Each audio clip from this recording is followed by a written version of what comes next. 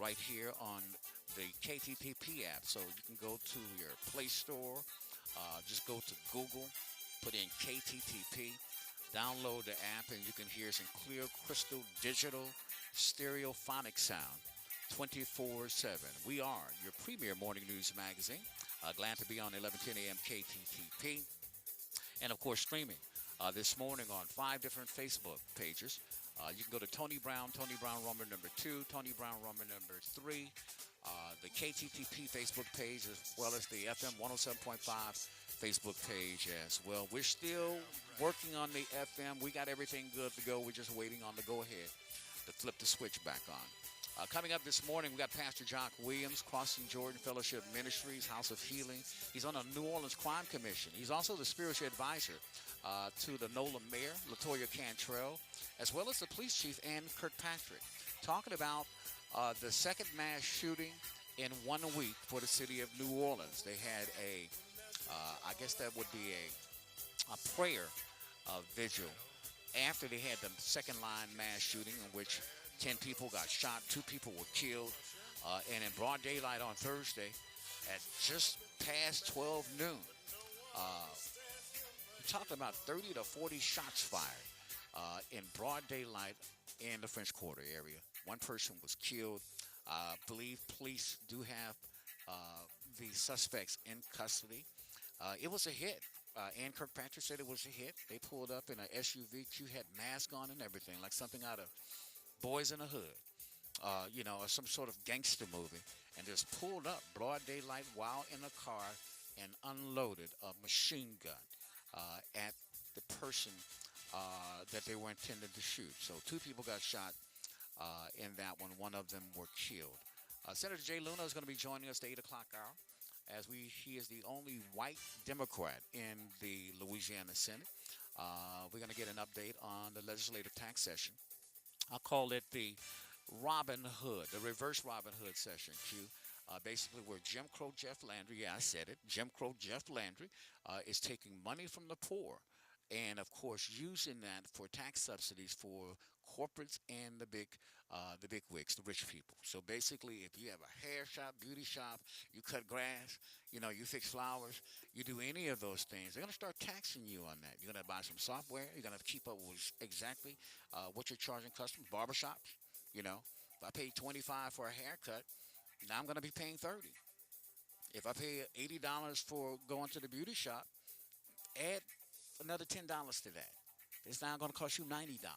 So what is that going to do to those small businesses? And better yet, what is that going to do to the consumer? So he's taking from the poor and giving it to the rich. So we'll talk to him about that. We got Attorney Malcolm Lombardang. He's a runoff candidate for Alexandria City Council District 1. He'll be joining us this morning as early voting is in full effect. It kicked off on Saturday, and it goes all the way until this Saturday. And another week later is the December 7th runoff. So there's a lot of brouhaha on the radio, not on the radio, but on social media, Q, about how the city of Alexandria is having their winter fete. I'm so fed up with fetes. I'm fed up. Fete, F-E-T-E, whatever the heck that means. I guess it's supposed to mean festival in French, right, Q? Is that what it's supposed to mean? But how many festivals does a poor city need? We have 4. Fall Fete, Winter Fete, Alec Fete. And all of it, when you do the math on the ancillary services and how much they pay because they don't get any return on an investment, it's over $1 million. While streets are flooding, while there's dilapidated property, while people are paying abnormal rates for their utility bills, while people in cold weather are getting their heat turned off and hot weather getting their AC turned off, this city is doing it's a playbook right out of Rome. If you're a historian, you know what I'm talking about. When you got people like Nero and Caligula who understand to feed the horde, give them the circus, give them gladiators. Let's kill people every day. It's like having an NFL football game every day to distract people from their problems. So let's go gamble, let's go do this, let's have fun, free vendors, this, that, and the other. Let's ice skate, let's have all of this fun at your expense, having a good time. How many parties do we need in a poor city that is falling apart economically and has lost nearly 20,000 people in the last 30 to 40 years. One vet, and it shouldn't be at the taxpayer's expense. Most people that have fairs and carnivals and events for their city, they have a nonprofit. They set it up that way. They go out and get sponsorship. It's called doing the work. If you don't work, you don't eat. Faith without works is dead. And then you don't tax people for it. You don't go in their pocket and take tax dollars to pay for something that you don't get a return on your investment. It's crazy. I've been saying this for years. But he knows what he's doing. Caligula, Nero, the Roy regime. It's all a regime. Jock Roy's regime. Let's keep them distracted.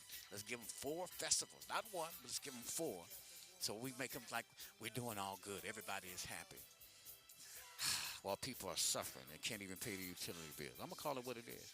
Yeah, we're going to come clean or stay away nasty over here.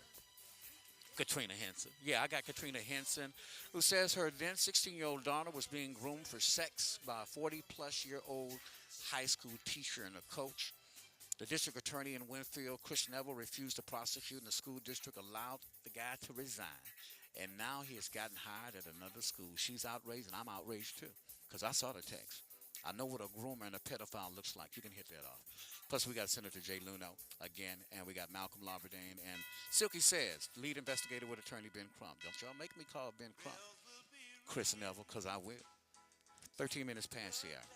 Good morning.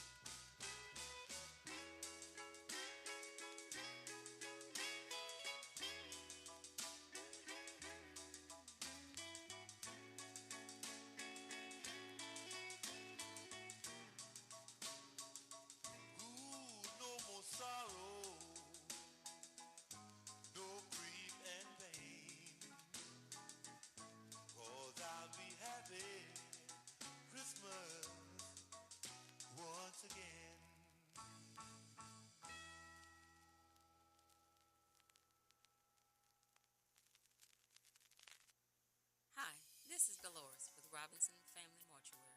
We understand that times are hard and life is challenging, but planning for the homegoing service for a loved one should not be. So we are offering a service starting at $3,000, which comes in various color options. If you need more information, please give us a call, 318-442-7300. You can stop by 1815 Military Highway in Pineville, or if you happen to be in the Oakville area, please give us a call, 318-335-8656, to find out how our family can be of service to yours.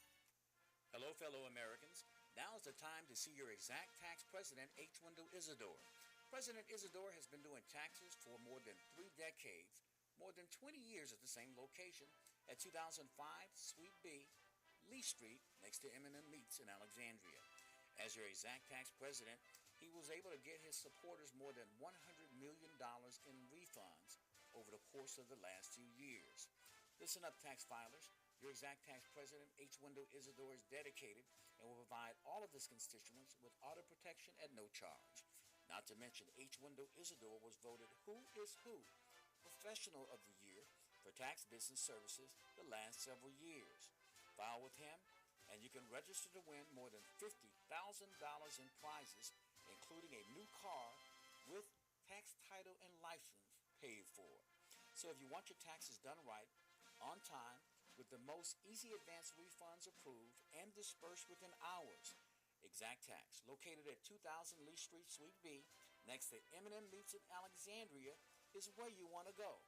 The number to call your Exact Tax president is 318-483-6453. That's 318-483-6453. I'm H. Wendell Isidore, the tax president, and I approve this message. Do you have a wound on your lower leg or foot that just won't heal? Are you experiencing pain from a diabetic foot ulcer? Are your toes turning black? If so, you are at great risk for amputation. LACVT is a leader in preventing amputation in Sinla.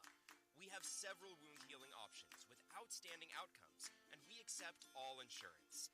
Call LACVT at 318-442-0106 to schedule an appointment so that you can keep walking. Tired of walking with constant pain because of feet problems? Look no further than my personal podiatrist, Dr. Ogali Ileye, with Natchitoches Foot and Ankle Specialists. They're located at 415 Bienville Street, right behind the Natchitoches Hospital. We all know that every step we take depends on the condition of our feet. Dr. Ogali Ileye is a former college athlete, also has vast experience in sports medicine. Dr. Ileye treats a wide range of foot and ankle problems like diabetic foot care, bunions, chronic sores, problems, infections, ingrown toenails, planters, warts, wound care, and more. Professionals at Foot and Ankle Specialists in Natchitoches can help you get back on the good foot. Call today at 318-357-3668. That's 318-357-3668. So whether you need foot or ankle surgery because of a sports injury, or just need constant foot care because of diabetes, put your best foot forward and call Dr. Ogali Ileye with Natchitoches Foot and Ankle Specialist today at 318-357-3668. Dr. Ogali Ileye with Foot and Ankle Specialist in Natchitoches, 415 Bienville Street, the only podiatrist in Sunlaw that is one step ahead of everyone else. Listen live every weekday morning at 6 a.m. for Eyes Open with Tony Brown Radio Show. The KTTP app allows you to listen to the best of old school R&B and today's hit 24/7, all day, every day, with the KTTP app available now in the App Store or Google Play. Hello, everyone. I'm Tony Brown. And the angel said unto them, Fear not, for behold, I bring you good tidings of great joy, which shall be to all people. For unto you is born this day in the city of David a Savior, which is Christ the Lord. And this shall be a sign unto you. Ye shall find the babe wrapped in swaddling clothing, lying in a manger.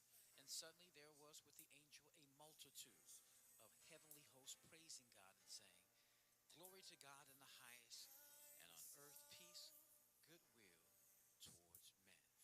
On behalf of all of us, right here on FM 107.5, The Vibe at 1110 AM KTTP, and Eyes Open, have a wonderful, wonderful holiday season and a very Merry Christmas and New Year. This is Eyes Open with Tony Brown on FM 107.5, The Vibe, and 1110 AM KTTP, Alexandria Pineville.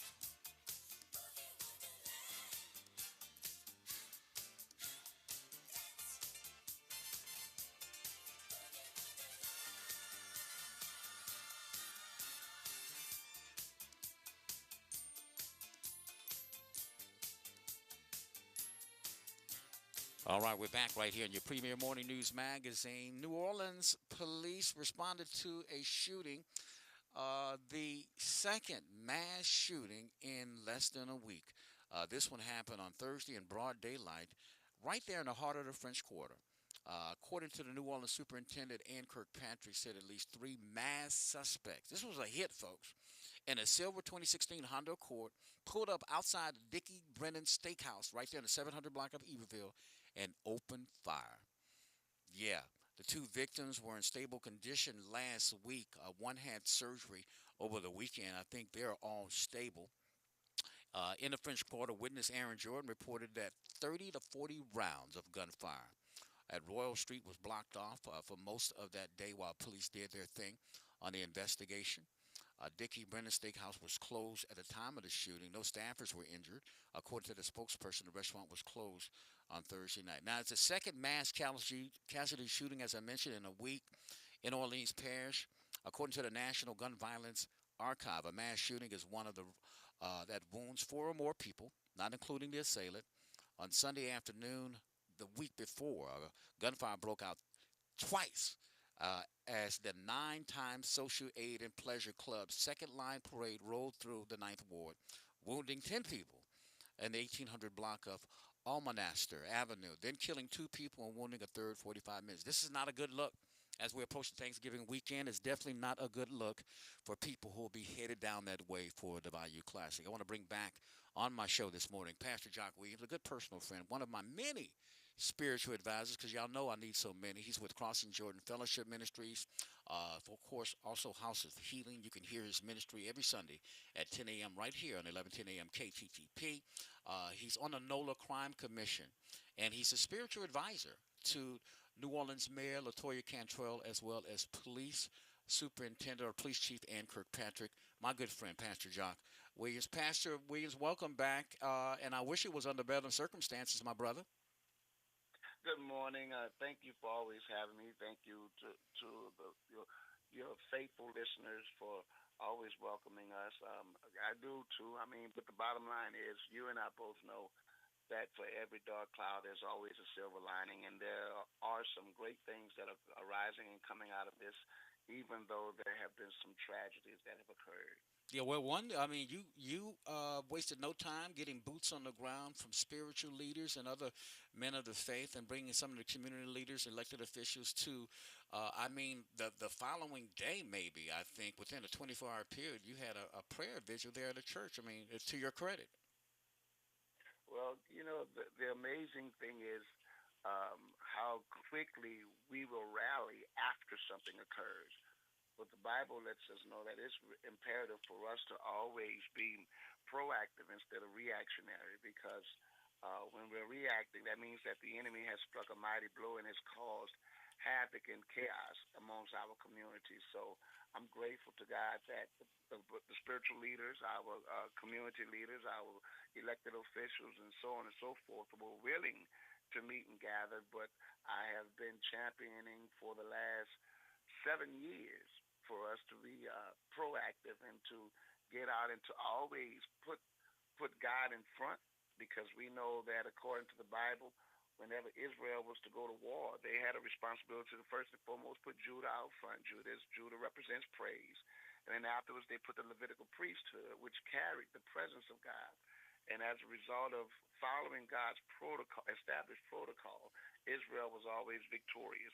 God is the same yesterday, today, and forever. And so if we continue to do things the way that God specifically designed and gave Moses instructions to do so, then we will continue to be victorious as well. But the one thing that is constantly made clear to us today is that God is being put on the back burner. And as a result of him being put on the back burner, we're seeing that the enemy is prevailing. But it's always an amazing thing, as I said, glass half full, silver lining to the dark cloud.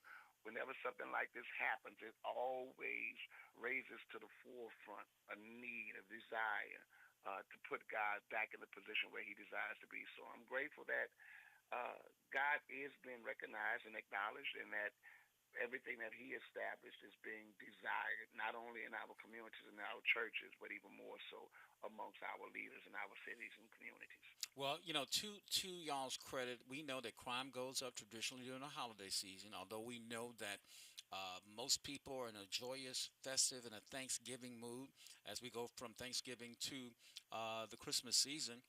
But for a lot of people, it's a time of mourning. It's a time of depression.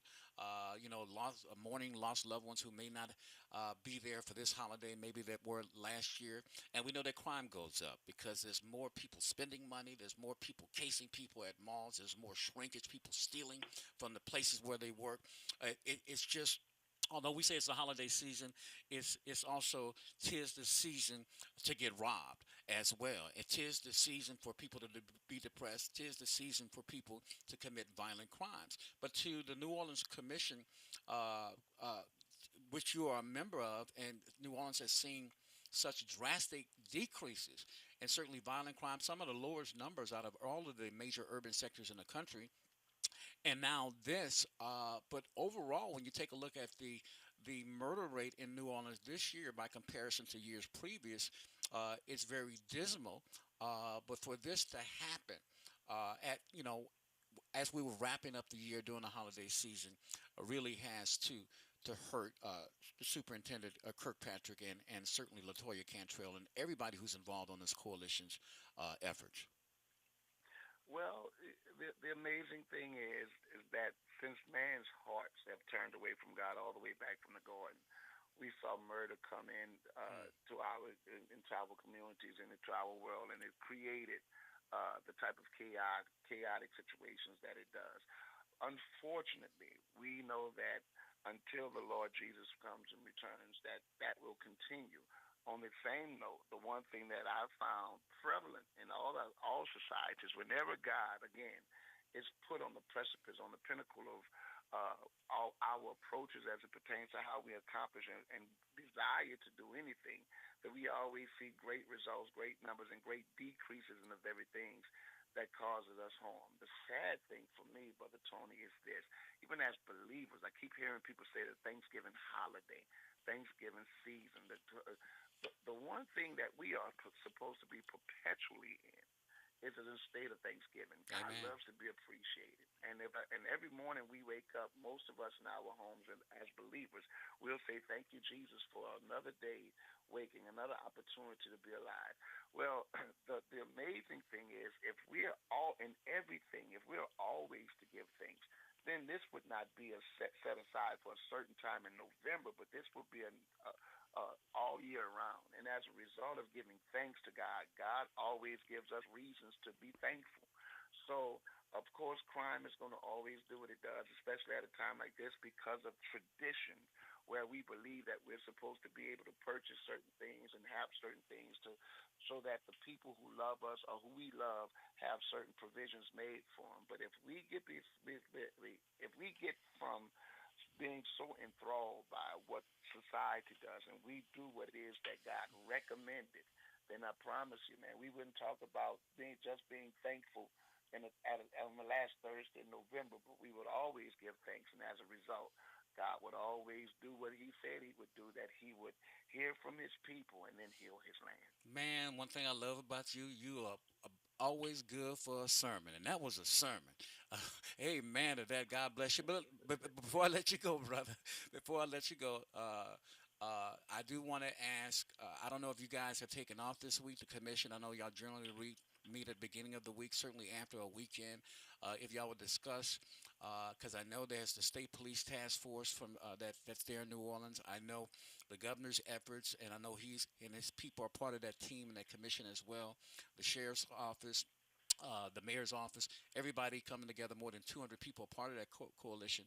So, what kind of efforts that we always see to make sure that we protect those people who will be coming into New Orleans, not only to celebrate Thanksgiving, but also the Bayou Classic weekend? Well, what we saw this past Sunday, where the Lady Buck Jumpers had their second line, you saw Taylor Swift type of approach to the second line. They had police everywhere, state police, They had U.S. Marshals amongst the crowd, FBI, New Orleans Police Department. You Jeez. saw with the presence of the police not only being there but interacting with the crowd. The Mm. one thing that I heard, because I don't attend them, I'm sorry, it's just so much more to do, and it's amazing to me how any institution could think that it's appropriate to come in opposition to the gathering of the body of Amen. believers in the Sunday. church, but they have on Yeah. Sundays. But the Hmm. bottom line to the whole thing is, when the people who were there, they said how the law enforcement was interacting with the people, so that not only were there a presence there to strike up fear in the hearts of those who might think to do harm, but they also were partakers in the festivities, getting to know the people, getting to know what the tradition is like, and even more so, gathering the necessary intel so that when they gather back into their headquarters, into their corporate rooms where they talk about things, they have a better understanding as it pertains to why this is so important to the people in our community. So for the Bayou Classic, they've already made it known. We're going to amp this up. We're going to go all forces out, put everyone on the streets, but they have been given specific instructions from Chief Ann Kirkpatrick, Hmm. from Captain Hyatt, from the State Police Department, and our federal agencies that, listen, we're just not there to try to impose upon people, but we want to interact, and we want people to know that although we're here to do our job, we're also here to help you celebrate, and to celebrate in some instances with you, because what's important to you is important to us all. So just that mindset, just that approach, and just that way of dealing with with what's taking place is going to cause the experience to be all the more satisfying and gratifying to the people who partake. Absolutely, and I'm looking at partaking that game with you right next to me come Saturday at the Bayou Classic, my brother. I'm looking forward to it as well, my friend. God bless you. Keep up the good work, my friend. God bless you. Take care. All right, Pastor John Williams, of course, with Crossing Jordan Fellowship, also on the NOLA Commission, and of course, you can hear Pastor Williams broadcasting live every Sunday from 10 o'clock, right here, 10 to 10:30, right here on 11:10 a.m. KTTP. We're gonna have more eyes open when we come back. Don't go away.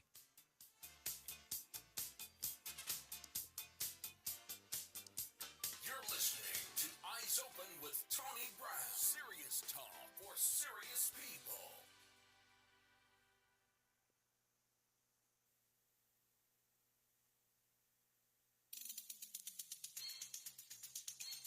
Hello, everyone. I'm Tony Brown. This is your statewide news you can use on this Monday, November the 25th. News today being brought to you by Louisiana Cardiovascular and Thoracic Institute, now with a brand new wound care program. Louisiana State Police is investigating a man who was killed in a fatal accident. The accident happened on Sunday, according to authorities, at about 3:20 p.m. here in Rapides Parish on Gilly Williams Road at O'Banion Road in Rapides. Troopers responded to the scene and found 27-year-old Brandon Watley had perished in the crash. After an initial investigation, troopers said that Watley was driving north on Gilly Williams Road when, for reasons not yet determined, his vehicle left the roadway, traveled down an embankment, and overturned and struck a tree. Watley was reportedly not wearing a seatbelt, was fatally injured, and died at the scene. Authorities did take routine toxicology samples for analysis. 4 people were shot in the French Quarter Thursday afternoon, and 1 male victim died as a result of his wounds. The second mass shooting in as many weeks for the New Orleans area. New Orleans police responded to the shooting at the intersection of Iberville and Royal Streets at around 12:21 p.m. and had 1 suspect in custody as of 1:45 p.m. So we're talking about lunchtime, folks, where the shooting happened on Thursday afternoon. NOPD Superintendent Ann Kirkpatrick said at least 3 masked suspects were in a silver 2016 Honda Accord when they pulled up outside Dickey's Brennan Steakhouse in the 700 block of Beaverville and opened fire. Kirkpatrick said to the media, "This was not random, and we could see that. This was a hit, folks, an organized hit. 2 victims were in stable as of 1:44 p.m. and over the weekend, and a third was had surgery. Police pursued the suspect vehicle down Interstate 10 to the Crowder Boulevard exit and had detained it as of 1:19 p.m. In the French Quarter, witness Aaron Jordan reported hearing 30 to 40 rounds of gunfire. My gosh. Royal Street was blocked from Iberville to Canal Streets as police conducted their investigation. Blood splatters were visible on the sidewalk. And in an unrelated incident 2 blocks away, New Orleans Fire Department battled a one-alarm blaze at a pizza shop at 201 Bourbon Street. Dickey's Brennan Steakhouse was closed at the time of the shooting, and no staffers were injured. According to the restaurant, they actually closed on Thursday night. It's the second mass casualty shooting incident within a week in New Orleans Parish. According to the National Gun Violence Archive, a mass shooting is one that wounds 4 or more people, not including the assailant. On Saturday afternoon, gunfire broke out twice at the as the 9-time Social Aid and Pleasure Club Second Line Parade rolled through the Ninth Ward, wounding 10 people in the 1800 block of Almonaster Avenue, then killing 2 people and wounding a third 45 minutes later as the parade crossed the Almonaster Bridge. Tragically, New Orleans City Council President Helena Moreno said, "We are faced with another mass shooting this week. This is an overall gun violence problem throughout our city, and we cannot stand for it. This is not who we are, and those responsible will be apprehended and fully prosecuted." The last mass shooting in the French Quarter happened back in November of 2022 when 5 people were shot, none fatally, in the 200 block of Bourbon Street. In 2016, 1 person died and 9 were wounded in a mass shooting in the 100 block of Bourbon Street. A 5-year-old boy is dead this morning after suffering injuries he received from a self-inflicted gunshot wound that happened back in March when he got hold to his mother's gun and accidentally shot himself. The shooting happened back on March the 20th. Joshua Kelly Jr. was found his mother's handgun, which had been illegally modified, and accidentally fired it, critically injuring himself. The child had been on hospice and just passed away on last week. My Lord, his mother, Ariana Scott, was booked into the East Baton Rouge Parish Prison on counts of improper supervision of a minor by a parent, possession of a firearm by a person convicted of a felony, possession with intent to distribute a Schedule I drug, possession of a firearm in the presence of a controlled dangerous substance, and possession of a machine gun. A man shot while reportedly charging Baton Rouge police officers with a knife on Thursday has been identified.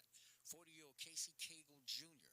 faces counts of aggravated battery and aggravated assault on a peace officer, according to Louisiana State Police, who are investigating the incident.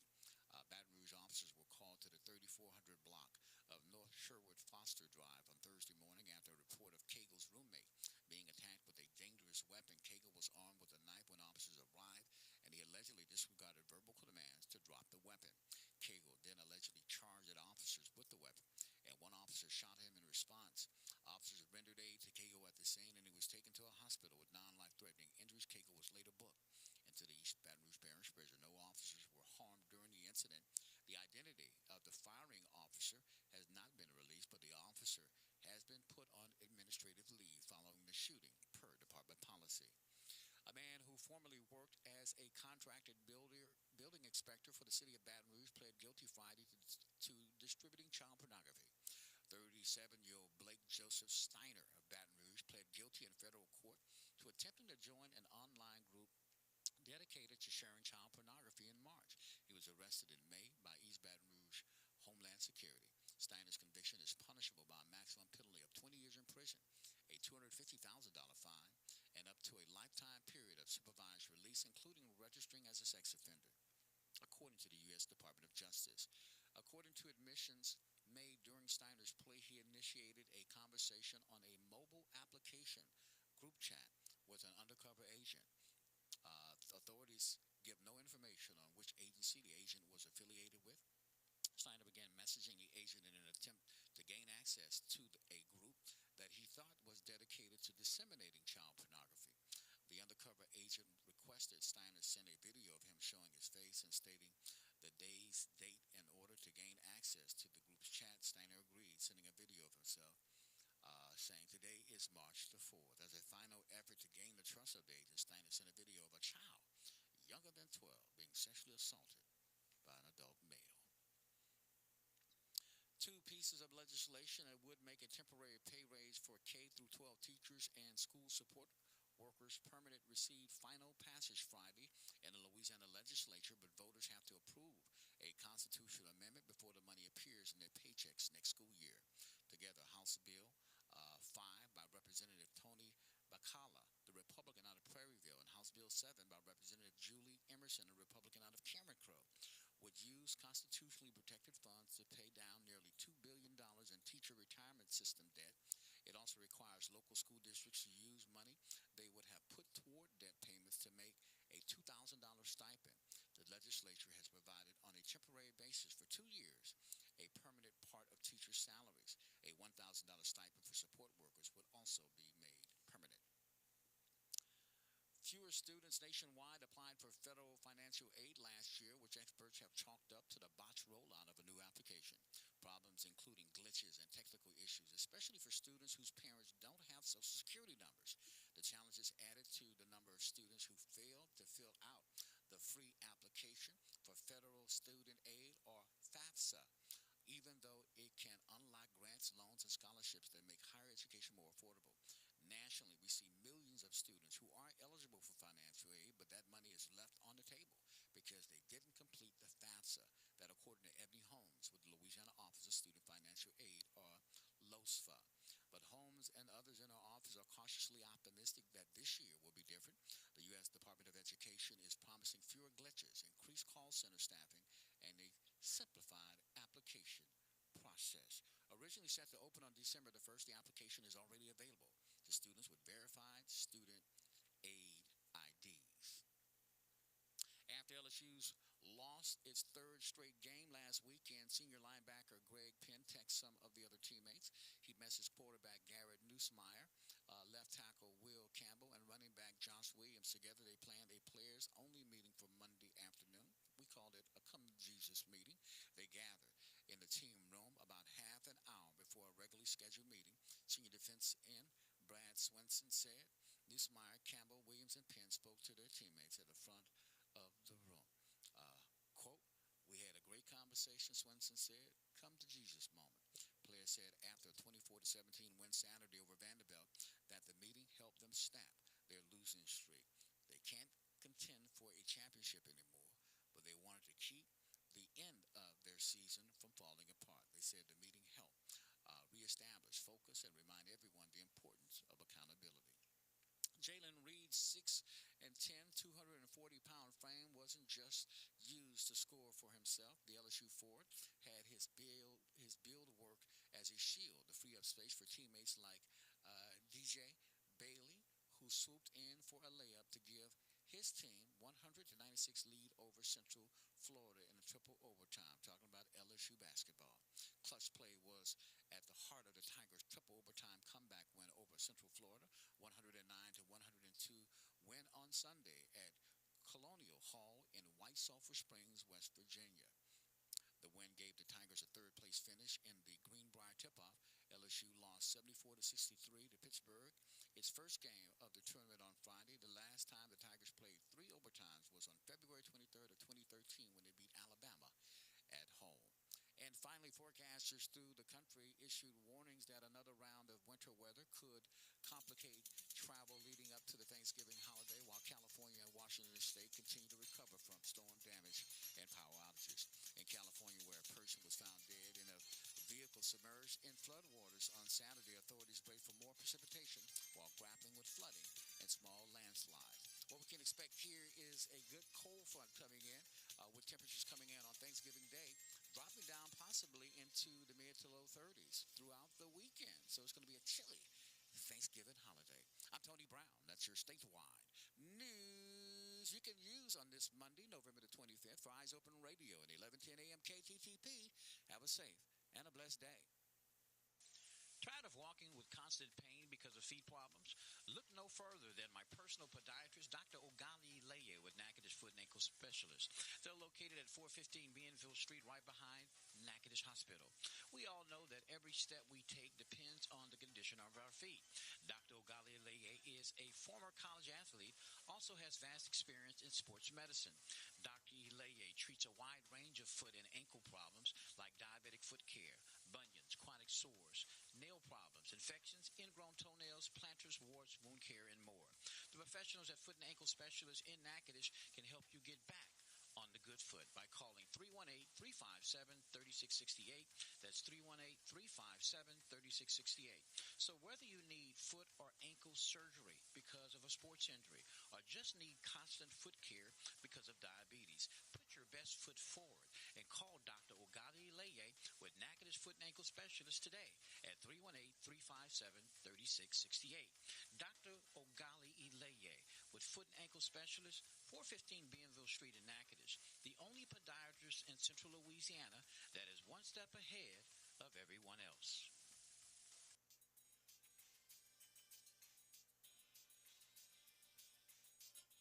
All right, it's Monday, November the 25th as we start our Thanksgiving week. My bad, Chief. Forecasters throughout the country are issuing warnings that another round of winter weather could complicate travel leading up to Thanksgiving holiday. While California and Washington State continue to recover from storm damage and power outages, in California, where a person was found dead in a vehicle submerged in floodwaters on Saturday, authorities brace for more precipitation while grappling with flooding and small landslides. Let's go and find out what our holiday forecast is going to look like, starting with today, as many people are off for the holiday weekend. My good friend Andy Tinkler, meteorologist with the National Weather Service out of Lake Charles, joins us. Hey, Andy, how you doing today? Good morning. I'm doing well. Man, it's like both sides of the country, the left or the west and the right, the east, dealing with a lot of weather that's going to complicate the holiday travel season. Yeah, they are. There's quite a bit of systems moving across the country. We actually will have a few fronts move through the region down here over the next week. Thankfully for us, though, we're not really expecting much in the way of severe weather. We'll have a front move through this evening across central Louisiana, but we're only expecting a few showers. However, this will cool the temperatures down for tomorrow, and that will be brief. We have another front coming through Thursday.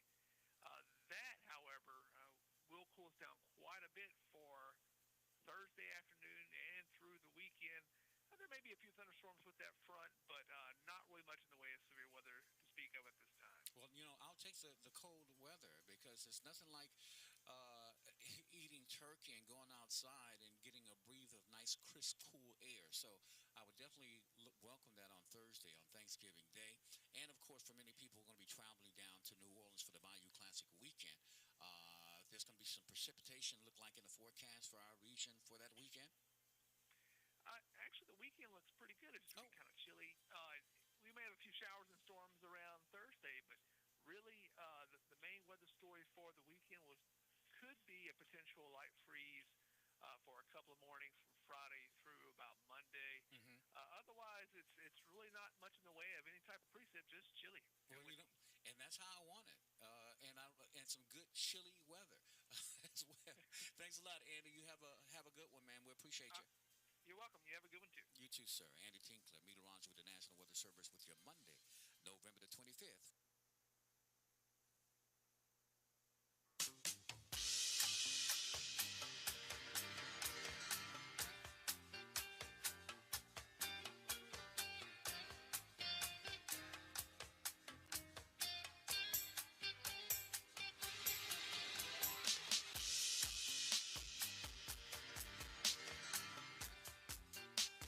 All right, we're back. Winfield High School mom, Katrina Henson, God bless her. I say all the time, if you are a true mama bear, you take every tool in your arsenal to expose unrighteousness, particularly when it comes to protecting your cub. Now, she says her then 16-year-old daughter was being groomed for sex by a 40-plus-year-old teacher and a coach who the district attorney, Chris Neville, refused to prosecute there in Wynn Parish. And the school district, get this, although they had evidence, although they had text, although they forced him to resign, the problem is they allowed him to resign. And according to my sources, he may already have another job. Now, he had been inappropriately and I'm going to call it sexting her, the 16-year-old child, for nearly a year. The mom got wind of it when the daughter got in trouble and of course, took her phone privileges, as most mothers would do when they're chastening their children, and then saw something inappropriate, not only on the phone, but several messages, even some on a school night at 11 o'clock at night. The school district allowed this man to resign. He's been allegedly rehired. She's outraged. I've read the text messages. I'm outraged. And I commend you, Katrina Henson, for coming on the show. And my apologies. You did reach out to me first, to your credit. And I got the message late. But I'm here now. And again, thank you for coming on. So we're not going to mention your daughter's name because your daughter is now, I think she's graduated. She's still, okay, so she's still in school. But she is, of course, a year older. Now she's 17. But this started way back then. On when your daughter got in trouble and you started kind of monitoring, you pulled her phone and you looked up, and this person that you have identified to me was a coach, the assistant football and basketball coach. Am I right in saying that? Yes. Assistant. Okay. And your daughter was the manager, the student manager of both of those organizations. Yes. Uh, your immediate reaction when you saw the text 6 months ago? I chewed her out for not telling me. She told other people. She told her boyfriend. She told her friend group, but she didn't tell the right person, which was me. So I was really outraged because how can I protect you if you're not informing me of something like If this? she doesn't trust you to tell you information that could potentially harm you, and like I commend you, but the with that said, which really is crazy to me is the daughter is actually dating the stepson of the man you're accusing of grooming your daughter. Correct. And I saw some of the texts, and he's in a jokingly kind of way. They were definitely inappropriate. They were definitely crossed the line. There were sexual innuendos I saw all through there, emojis and the like. And when you confronted your daughter about it, at what was her defense of not telling you and confiding in her protector? She said she didn't want to get in trouble. Now the son, and I don't need to mention his name, the stepson, shall I say, of this coach slash teacher. Your daughter informed her boyfriend about the inappropriateness of the text, and it's my understanding that the kid is a good kid, otherwise he wouldn't be dating your daughter. Is he still dating your daughter? Yes. And he was supposed to confront, and that puts him in a precarious position as a young man to go and check your stepdad, your mama's husband.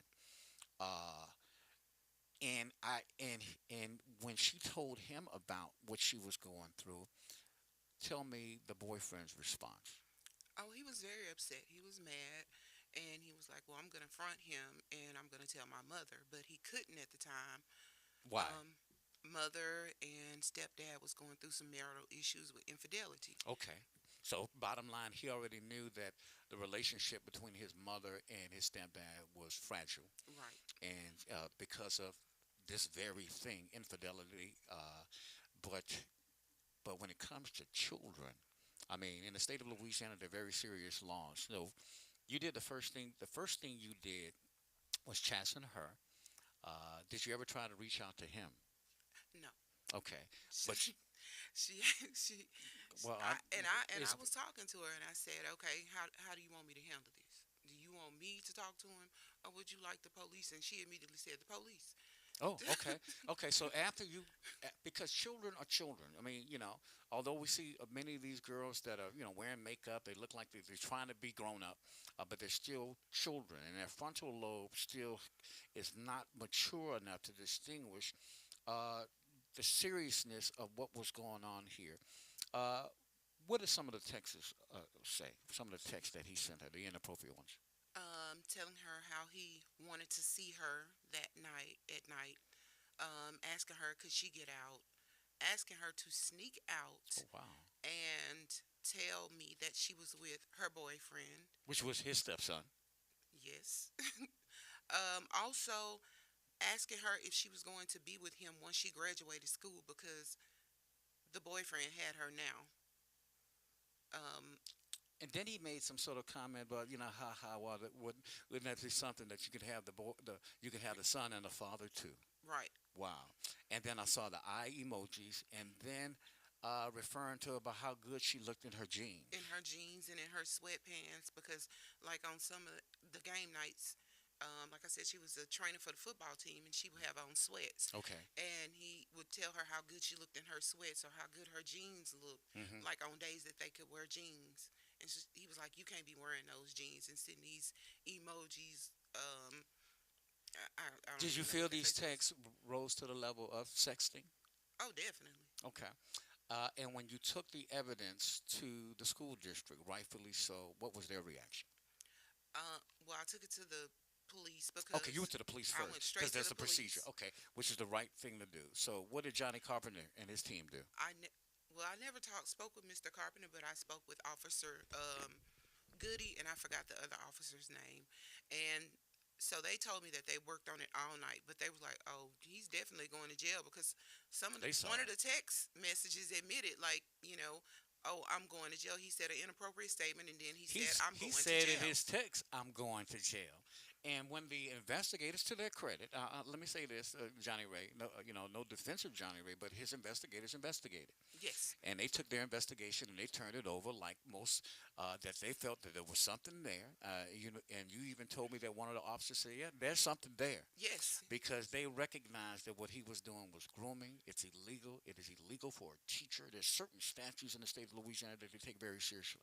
Uh, Pedophile, molestation, these sort of things. They have an entire task force groomed that if somebody pushes the wrong button online on a child pornography site, they will pick you up. The FBI, they got Homeland Security, will pick you up within a matter of days. So you can't even look at it, let alone have a sort of intimate sexting relationship with a student who's in your school. So after you took it to the police, they said something was there. It went to the district attorney, Chris Neville, and I know his history. Uh, Let me say it. I think he's one of the worst district attorneys in the state of Louisiana. I dealt with him during the Barron Scooter Pikes deal, where he failed to even present a decent case in that case. And Winfield seems to still be the town that is heavily political. And if you got a position, or you seem that you have some sort of position, it seems like the district attorney's office and even some case the law enforcement agency kind of handle you with kid gloves as opposed to throwing a book at you if certainly you didn't have a position in the community. Wouldn't you have to agree with that? yes. Okay, so it's basically not what you know, but who Who you you know. know? And maybe he knew a lot of people. He was from that area, grew up there, came from a pretty decent family. In fact, the person you're talking about, who's this coach we're talking about? John Kerry Jones. And how old is John Kerry Jones? 40 plus years old. Wow. And your daughter was 16 years old at the Yes. time. And this is somebody you knew and grew up with. Yes. He was a childhood friend. No, well, not a friend of mine, But you but his just knew. sister was. Okay, so his sister and you were besties growing up. Yes. Wow. So this is somebody who knew you. Isn't that kind of hitting kind of close to home? Even if you are a pedophile and you got a problem, that's kind of close to home. Very. Uh, when you went to the district attorney, did you have a conversation? I want to hear what the district attorney told you as to why he didn't send this evidence that the investigators thought was enough, that there's something there, but ultimately that judicial discretion is up to the district attorney on whether he sends it to a grand jury for indictment. Do you know if Chris Neville ever sent it to a grand jury? No, because he told me he felt like why he felt like I would not want to put my daughter on the stand. Oh, okay. So I already get it. So basically, you don't want to take your daughter through this. Why Yes. would you do that? And I don't want to take her through that. But it was your daughter who told you to contact the police when we gave her a choice as to what she wanted you to do. yes, So your daughter said, "Yeah, I'm tired of it, Mom. You're right. You found out about it. It's not right. It's wrong, and go to the police." So your daughter is okay with getting on the stand and telling what happened because it's all in the text. And I'm yes, sure there are things that are not in the text that we don't know about, that you may know about, that we don't care to divulge. So after you went filed a police report. You then went to the school district. Tell me what happened there. I never went to the school district. I spoke to a lady that worked there. Um, Okay. You did call their office and tell them what happened. no, the police department Contacted informed them. them. Okay. Yes, like immediately, Okay. and he was placed on suspension, Got it. but it was with pay. Suspension with pay. And then he was removed from that school. Hmm. So basically, you were told that he was allowed to resign. Maybe it was a Yes. forced resignation, but still, he wasn't fired. He was allowed to resign, and it's your understanding that you've heard within a matter of weeks, even after this came to light, that he now has another job. Yes, sir. Why are you coming forward with this? Because they didn't do anything. I mean, at the least they could have done was give him the misdemeanor charge and flag his teacher certificate so that he could not go and teach other children. Because you don't need to be in any school, being a pedophile and targeting these kids. Do you think that? Well, obviously, you live in Mayberry, a small town. Winfield's a small town. Does this guy have a reputation? Um, Well, according to Josh, for being his ladies, man, yeah. yeah. So, but children now. We're talking about We're talking about a 16-year-old daughter. So you're coming forward is not only to protect your daughter from what happened, to get her to understand the seriousness of this sexting situation, but also to try to help other mothers who may have to run across this guy. Yes, sir. Do you think he's a predator? I do. I Tell do. me why.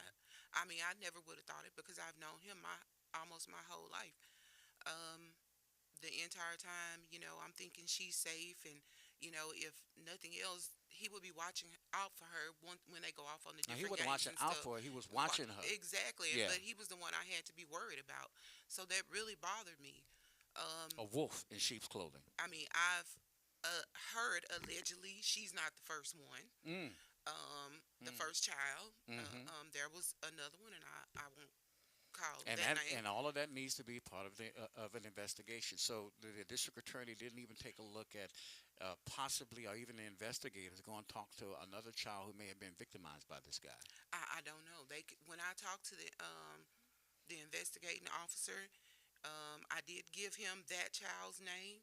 Okay. Um, So they had a so lead. that, yeah, they had a lead. They had a lead, and they talked to her friend group. They talked to his son. They even took his son's phone. Um, but he told me there was something there. He said that basically, he said, I don't know how the district attorney is going to handle it because it's ultimately up to them. Yeah, he has But discretion. he said, I cannot, give you any details, but I'm just going to say it's something there. Oh, but you have taken the liberty of contacting the Attorney General, because it's not going to stop there. And I tell you what, folks, if you get home cooking in the town where you are, you feel that your child has been victimized or being groomed by a sexual predator, don't believe the hype that that's as far as it's going to go. If the district attorney fails to do his job, the DA has to answer to the AG. So you did right in doing that, and I'm going to get you in contact with the victims unit, the sexual crimes unit with the Louisiana State Police, and we'll see what they have to say about Mr. Chris Neville's inability to use his discretion to even present it to a grand jury. All you had to do was take what the police gave you, give it to a grand jury, Pontius Pilate yourself, and you let them decide, not you. You let them decide on whether there's enough there to get this guy out of your children's classroom. What would you like to see happen here? Before I let you go. Whatever it is that's supposed to happen to him. I mean, whether it's, charges being pressed and he goes to jail, whether it's at the least just taking, his teaching certificate. Out of Give the him a charge classroom. to fight, just out of the schools. Period. You don't need to be teaching children and being a predator. You just don't. They didn't protect my child, and you're not protecting other people's children. His daughter is in my child's class. So I asked him, what if it was your kid? And he said that they was not going to be worried about what happened to them after they graduate and was gone from that school. Who was that you asked that? Chris Neville's, Oh, the the DA. DA. Okay. What if it was your child? Would you be sitting on your hands like this? Absolutely not. He wouldn't. But again, the victim was a 16-year-old child. She asked you to contact the police after you gave her the decision. You contacted the police. They investigated. They went to the school board, did their investigation. The school board forced him to resign. Didn't fire him. They should have fired him. And the district attorney, at the very least, should have gave it to the grand jury for indictment. I want to commend you for your courage. Again, we're going to put you in contact with some of the highest level people who do this for a living with the state police. You've done your due diligence in contacting Liz Morell's office, the attorney general, because the district attorney has somebody to answer to. And so, and what's this guy's name again? John Kerry Jones. John Kerry Jones. You got somebody to answer to too. And if it's not here on the in man's courtroom, it's going to be when you meet your maker one day.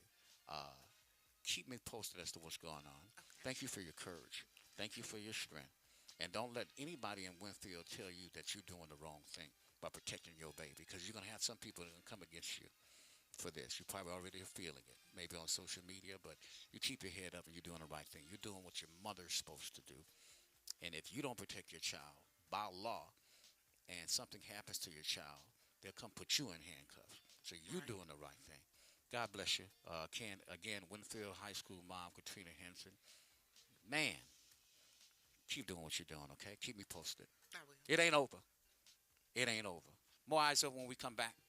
Don't go away.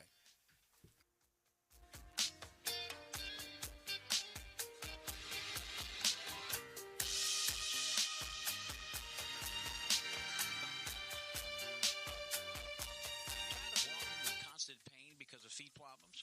Look no further than my personal podiatrist, Dr. Ogali Leye with Natchitoches Foot and Ankle Specialist. They're located at 415 Bienville Street, right behind Natchitoches Hospital. We all know that every step we take depends on the condition of our feet. Dr. Ogali Leye is a former college athlete, also has vast experience in sports medicine. Dr. Leye treats a wide range of foot and ankle problems like diabetic foot care, bunions, chronic sores, nail problems, infections, ingrown toenails, planters, warts, wound care, and more. The professionals at Foot and Ankle Specialists in Natchitoches can help you get back on the good foot by calling 318-357-3668. That's 318-357-3668. So whether you need foot or ankle surgery because of a sports injury or just need constant foot care because of diabetes, put your best foot forward and call Dr. Ogali Leye with Natchitoches Foot and Ankle Specialist today at 318-357-3668. Dr. Ogali Leye with Foot and Ankle Specialist, 415 Bienville Street in Natchitoches, the only podiatrist in Central Louisiana that is one step ahead of everyone else. Do you have a wound on your lower leg or foot that just won't heal? Are you experiencing pain from a diabetic foot ulcer? Are your toes turning black? If so, you are at great risk for amputation. LACVT is a leader in preventing amputation in Sinla. We have several wound healing options with outstanding outcomes, and we accept all insurance. Call LACVT at 318-442-0106 to schedule an appointment so that you can keep walking. Hi, this is Dolores with Robinson Family Mortuary. We understand that times are hard and life is challenging, but planning for the homegoing service for a loved one should not be. So we are offering a service starting at $3,000, which comes in various color options. If you need more information, please give us a call, 318-442-7300. You can stop by at 1815 Military Highway in Pineville. Or if you happen to be in the Oakville area, please give us a call, 318-335-8656, to find out how our family can be of service to yours. This is Eyes Open with Tony Brown on FM 107.5 The Vibe and 1110 AM KGTP, Alexandria, Pineville. Yeah, tying teacher pay to government's tax package could be the key in getting voter support as two pieces of legislation that would make a temporary pay raise for K-12 teachers and school support workers permanent. received final passage on Friday in the Louisiana legislature, but voters have to approve a constitutional amendment before the money appears in their paychecks next school year. Together, House Bill 5 by Representative Tony Bacala, the Republican out of Prairieville, and House Bill 7 by Representative Julia Emerson, a Republican out of Karen Crow, would use constitutionally protected funds to pay down nearly $2 billion in teacher retirement system debt. It also requires local school districts to use money they would have put toward debt payments to make a $2,000 stipend. The legislature has provided on a temporary basis for the last 2 years. A permanent part of the teacher's salaries, a $1,000 stipend for support workers, would also be made permanent. Emerson bill is a constitutional amendment that requires voter approval and also contains several other changes. Why it contains voter approval? Because they want to make it a permanent situation where they don't have to keep coming back. If we got the money, let's give it to them. If we don't have the money, let's not give it to them. So this would make it permanent, which is really a good thing. But my big question, let me go to my senator. Senator Jay Luno joins us live to kind of give us an update on how this really is going to affect me, you, and my pocketbook. But I first want to ask the senator, Jay, how does the Louisiana teacher retirement get $2 billion in debt? So, some years ago, the teacher retirement system under the general administration had started making some not so good investments, and a lot of money had been cut to paying what they were supposed to pay, and frankly, even before that, they incurred debt, but it got out of hand. Now, the payment plan that the legislature had established was paying that debt down, and it would have been paid off by 2040. However, the money that we have in this fund that's being where the money's being taken out of is frankly going to pay off that debt and free up so much interest that we've been paying on it that we could afford to do the teacher pay raise. And I'm going to tell you something. That is one of the things that the Democratic delegation, Democratic caucus, both in the Senate and the House, fought very hard to make sure that we got in there so we could make this raise permanent. It was given as a stipend before, and that's just something that's done on an annual basis, and it could be voted down at any time. So it's very important that we make that permanent. Well, I call this tax session the reverse Robin Hood tax session because the governor has decided to rewrite the Constitution, change it to where people who I would call who are on the social economically bottom rung of the prosperity ladder are now going to have to be taxed and pay more for things that they're not accustomed to paying at the expense of rich corporations and people who make over $250,000 a year. So how does it affect me? Well, maybe not me as much, but, the lower middle class and certainly those who are on that bottom rung as to what sort of things they're now going to be taxed on.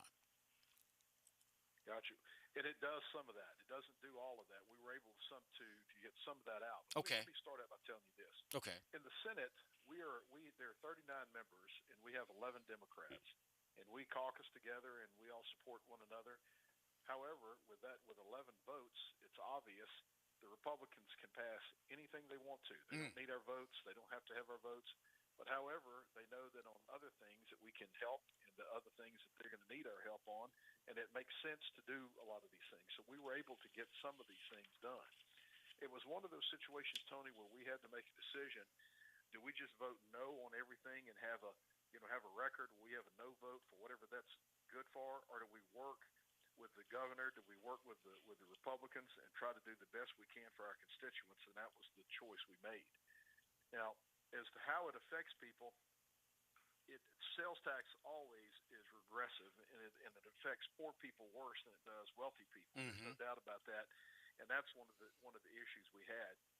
The increase for the half-cent sales tax, that the increase that's coming by, we were able to make that on a temporary basis for 5 years, and after the 5 years, it rolls off and it goes back to the 0.45 that we've been accustomed to for the last 8 or 9 years. Okay. So it's the increase you're going to see is a half a cent sales tax.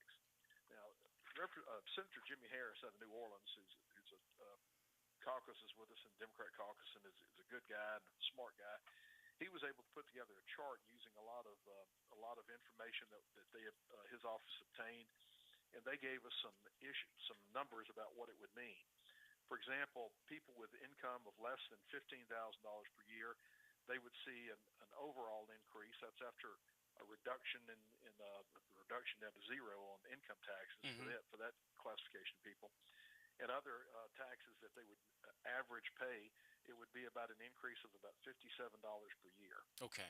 If you go up to $30,000, it's about a $59 increase per year, and if you go up to $40,000, it's about an $87 per year increase. So while it is an increase, it's not unbearable. Now, of course, this could change. It could go up or down. For example, if a person in that category wanted to buy an automobile, then they would pay more in sales tax than the $87. It would probably push them up to around $110. However, if people were to use their disposable income to buy things, for example, say somebody that makes $150,000 a year joint with their spouse, their number would be $220 a year. But if they decided to go out and buy a fishing boat, well, then they would of course pay more in taxes on something like that. So these are averages. So as you can see, the people that are just going to continue to spend the way they've been spending in the last 10 years or so, they're going to see a minimal increase, but it is an increase. Yeah. And it's not proportionate to what they make, and that's the problem we have with it. Yeah. The overall picture of very low income earners is better because we've doubled the exemption. So now, if you have two people filing jointly and they make $25,000 a year, they pay zero in income tax. Okay. So that's a good thing. That is. Now, when we get out of that category, we get above that category, it's not nearly as good a thing. Everyone got a decrease on their income tax. The problem is wealthy people got a much bigger decrease on their income tax than poor people. And that was the part that was really, really hard for us to swallow. We worked and worked and worked with the governor's office, and we just weren't able to get those numbers to a better position. Now, I can tell you this, the governor has committed that in the future, in the spring of next year when we go back into session, when we have actual numbers and we can see how this is playing out, that we can look at changing those numbers if they're really not what we expected. Yeah. So it sounds like the governor got most of what he wanted, but not all. What about the film tax credits? Exactly right. Yeah. What about the film tax credits? Because I know that was on the chopping block. Because we've heard for years how even these movie industry companies were coming in, to the Hollywood of the South, taking these tax credits, and we were even having to write some checks after they ramped up production. I couldn't figure that one out. Well, we writing them a check for $250,000. Like, what's going on here? So where are we with that? And are we going to lose a lot of those projects that help boost economic development, and certainly for people in the industry, whether it's Lafayette, Baton Rouge, Shreveport, who were, set people, sound people, stage handlers, that sort of thing? How's it going to affect them? So, very good question, because I had legislation that dealt with that. Let me explain it. It's complicated, but let me explain it to you a little bit. Okay. There's a lot of question as to whether or not things like the film tax credit or the historical building credit or things like that, a quality jobs program, if those actually do produce a good return on investment for us. And there are some economists that say, oh, they do, they produce a great return. There's others that say, no, they cost us money. So it's really hard to figure out what's what. The one thing that I had a problem with was what I called taxation below the line. And what that means is that if you have a company and they get tax credits or rebates or exemptions, and their tax burden or their tax bill at the end of the year goes below zero, then they get a check back for that money. So they're getting reimbursed money they never paid. Yes. And that's problematic. So I had legislation this session that said you can only go down to zero. When you get to where you owe no taxes, you can't go below zero and get a check back. Yes. That legislation passed in committee. We passed the amendment. I did it to amendment bill. It passed out of committee. However, because of other changes that we had made, it would basically have eliminated the film tax credit. It would have eliminated the quality jobs. It would have eliminated the historic building rebates, credits, those kind of things. So we had to go back in and pull those amendments because it wasn't my intention, my plan to end those programs, but to curtail them. So what we're going to do is we'll go back in the next session and we'll do a comprehensive bill where we look at all tax credits, tax rebates, et cetera, and get it down to where they can't go below zero. For example, ExxonMobil doesn't need to go below zero. They need to pay their fair share. Other companies, big corporations at the state, they need to pay their fair share. That's and right. pay some amount of taxes. And certainly, they shouldn't be able to go below zero and get a rebate. Well, I agree. Anything else in there that I may have overlooked that you think is important? Well, a lot of this is going to depend on what the people want, because they're going to be able to vote on these constitutional amendments to do the things like to replace the money in there to give the teachers the increase and the support people a $1,000 per year increase as well. Yes. Another one of the things that the states, the people are going to vote on is whether or not to allow the locals to exempt inventory business taxes. That's one that, quite frankly, most of the Democrats agree with, because it's one of those things that keeps businesses from locating in our areas, that kind of stuff. So you'll hear a whole lot about that coming up. Okay. Now, what is very important, and I want everybody to realize, we left in the Constitution, it's currently in the Constitution, we left in there the $75,000 homestead exemption. We Okay. also left in there the exemption on sales tax for groceries, residential utilities, and prescription drugs. So Great. those are important exemptions for folks in this area, and those are going to Yes. remain there. Well, especially the one on prescription drugs. I'm 60 years old now, Jay. I'm like, no, look, when I go to the pharmacy now, I'm like Norm at Cheers. When I come in, they say Tony, because they see me 2 or 3 days a week. It's crazy. But anyway, it doesn't matter how much money I make. And the bottom line is the prescriptions. That's one where I hate it. I said, what's the point of me paying $800 a month for health insurance when I still got to go pay copays to the doctor and copays for the pharmacy? I said, what's the purpose of having insurance? So I'm with you on that one, brother. I'm in the same boat with you. I'm going to that pharmacy just like you. Oh, absolutely. But I tell you what, you don't have a seat right there at the counter like they have one with my name on it. But anyway, you go to CVS on Jackson Street, you'll see the Tony Brown seat. They say, who does? Don't sit in that seat. That's for Tony Brown. That's his seat, because he'll be in momentarily. But anyway, Senator, go ahead, sir. We live in a place that we're very blessed to live in, and call the United States our home. Amen. But the fact of the matter is that there are a lot of tough things that come down too. We pay a whole heck of a lot more on prescription drugs than a lot of other places do, a lot of other countries do, and we have a lot of work to do in those kind of areas. We absolutely, man. I'm just hoping one day we can pray to get you in Washington D.C. I'm gonna speak that into existence. I got the spirit of prophecy, and when it happened, you remember this moment on Monday, November the 25th of 2024, when I call you up and I need my congressman from this area, Congressman Jay Luno. You remember who spoke it into fruition first, brother, okay?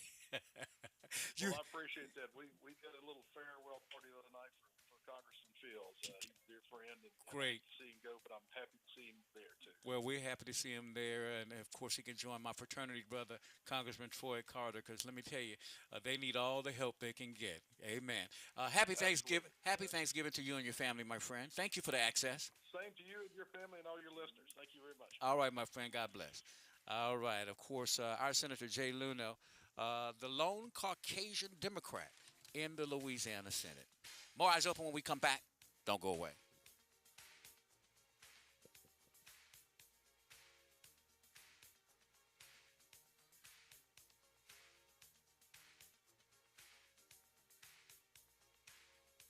You're listening to Eyes Open with Tony Brown. Serious talk for serious people. Hello, everyone. I'm Tony Brown.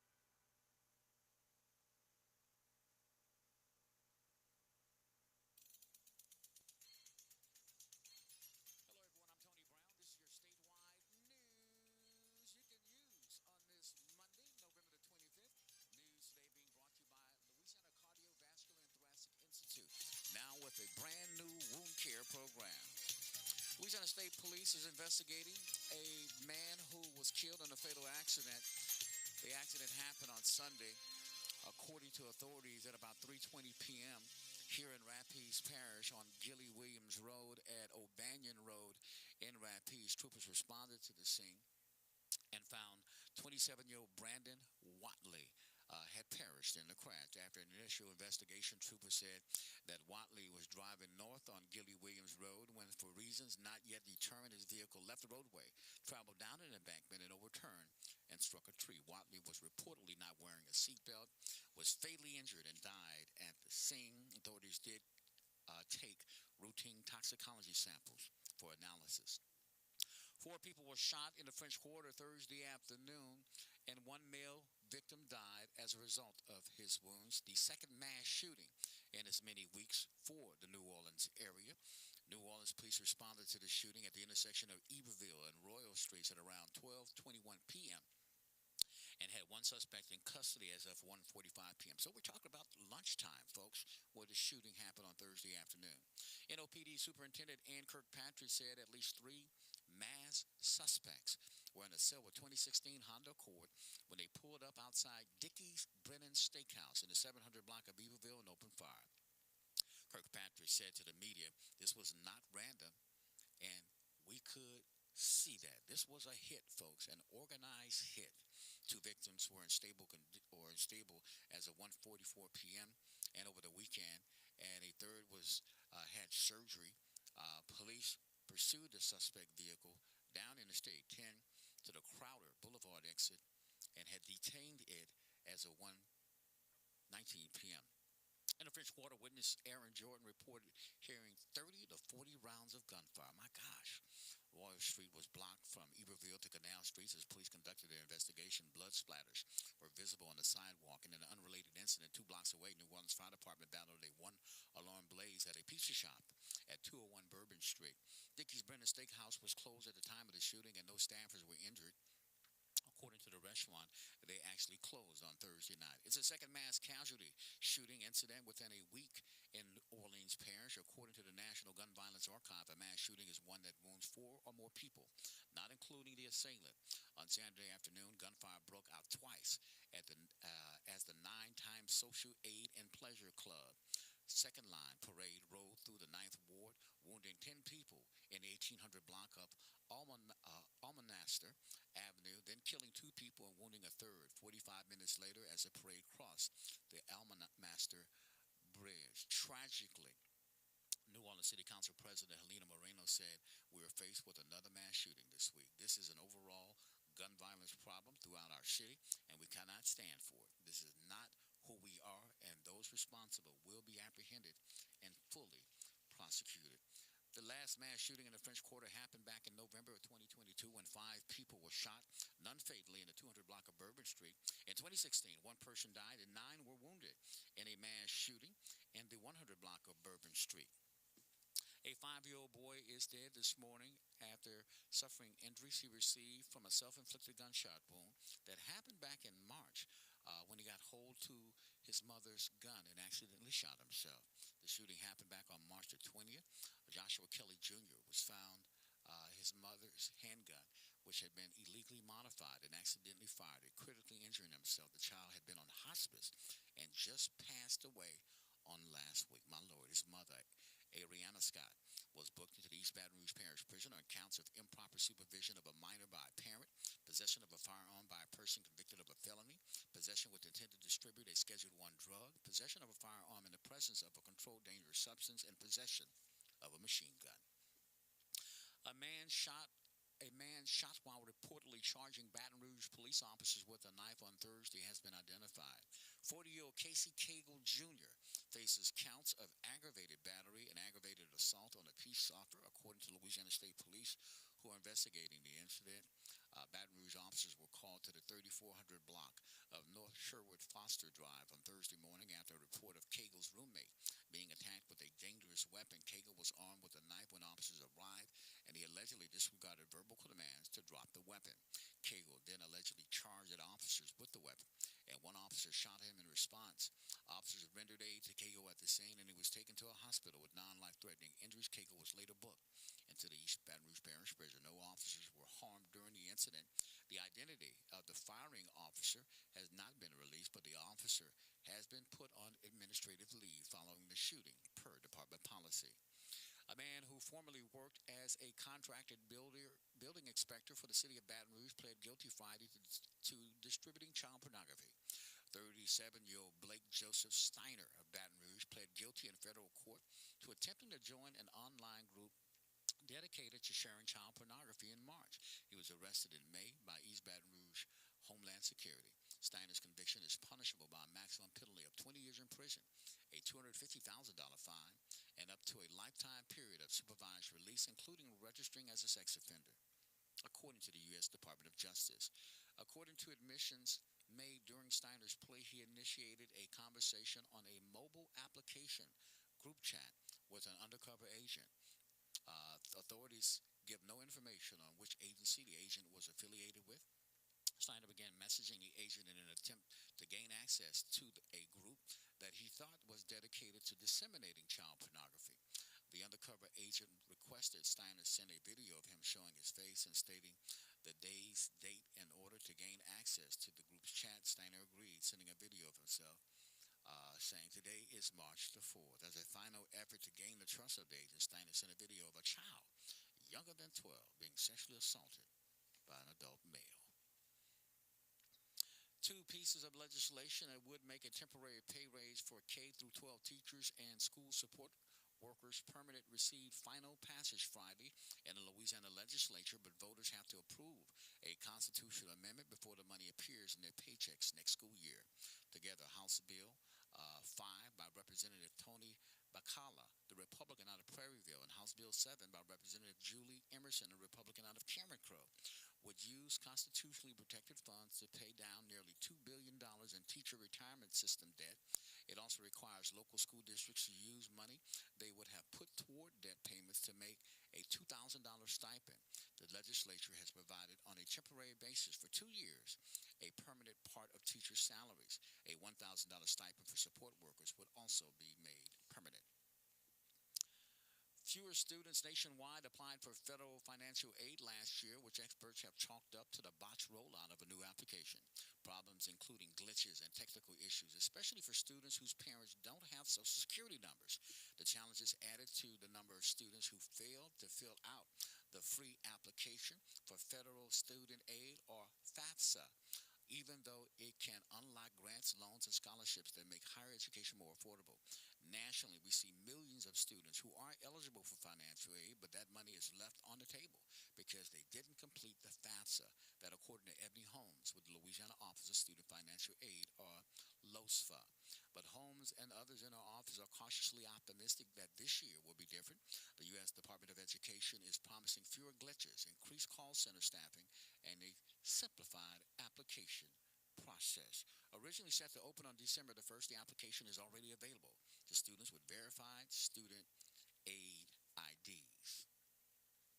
After LSU's lost its third straight game last weekend, senior linebacker Greg Penn texted some of the other teammates. He messaged quarterback Garrett Nussmeier, left tackle Will Campbell, and running back Josh Williams. Together, they planned a players-only meeting for Monday afternoon. We called it a Come to Jesus meeting. They gathered in the team room about half an hour before a regularly scheduled meeting. Senior defense end Brad Swenson said Nussmeier, Campbell, Williams, and Penn spoke to their teammates at the front of the room. Quote, "We had a great conversation," Swenson said. "Come to Jesus moment." Players said after a 24-17 win Saturday over Vanderbilt that the meeting helped them snap their losing streak. They can't contend for a championship anymore, but they wanted to keep the end of their season from falling apart. They said the meeting helped reestablish focus and remind everyone the importance of accountability. Jalen Reed's 6'10", 240-pound frame wasn't just used to score for himself. The LSU forward had his build work as a shield to free up space for teammates like DJ Bailey, who swooped in for a layup to give his team 100-96 lead over Central Florida in a triple overtime. Talking about LSU basketball. Clutch play was at the heart of the Tigers' triple overtime comeback win over Central Florida, 109-102 win on Sunday at Colonial Hall in White Sulphur Springs, West Virginia. The win gave the Tigers a third-place finish in the Greenbrier tip-off. LSU lost 74-63 to Pittsburgh, its first game of the tournament on Friday. The last time the Tigers played 3 overtimes was on February 23rd of 2013 when they beat Alabama at home. And finally, forecasters through the country issued warnings that another round of winter weather could complicate travel leading up to the Thanksgiving holiday, while California and Washington State continue to recover from storm damage and power outages. In California, where a person was found dead in a vehicle submerged in floodwaters on Saturday, authorities braced for more precipitation while grappling with flooding and small landslides. What we can expect here is a good cold front coming in, with temperatures coming in on Thanksgiving Day, dropping down possibly into the mid to low 30s throughout the weekend. So it's going to be a chilly Thanksgiving holiday. I'm Tony Brown. That's your statewide news you can use on this Monday, November the 25th, for Eyes Open Radio at 11:10 a.m. KTTP. Have a safe and a blessed day. Tired of walking with constant pain because of feet problems? Look no further than my personal podiatrist, Dr. Ogali Leye with Natchitoches Foot and Ankle Specialist. They're located at 415 Bienville Street, right behind Natchitoches Hospital. We all know that every step we take depends on the condition of our feet. Dr. Ogali Leye is a former college athlete, also has vast experience in sports medicine. Dr. Leye treats a wide range of foot and ankle problems like diabetic foot care, bunions, chronic sores, nail problems, infections, ingrown toenails, planters, warts, wound care, and more. The professionals at Foot and Ankle Specialists in Natchitoches can help you get back on the good foot by calling 318-357-3668.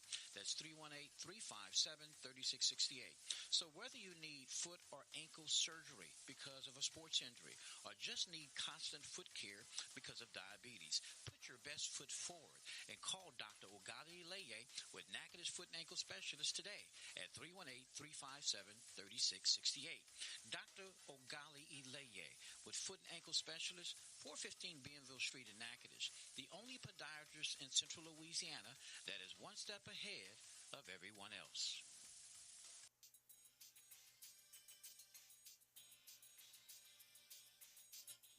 All right, it's Monday, November the 25th, as we start our Thanksgiving week.